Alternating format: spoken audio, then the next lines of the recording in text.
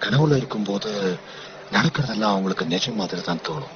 திடீர்னு முழிப்பு வரும்போதுதான் கனவுல ஏதோ நடந்திருக்குன்னு தெரியும். நான் ஒண்ணு கேட்கவா? உனக்கு என்னைக்காவது ஒரு கனவோட ஆரம்பம் ஞாபகத்துக்கு வந்திருக்கா? என்னைக்குமே ஒரு கனவோட நடுப்பகுதி தான் ஞாபகத்துக்கு வரும்.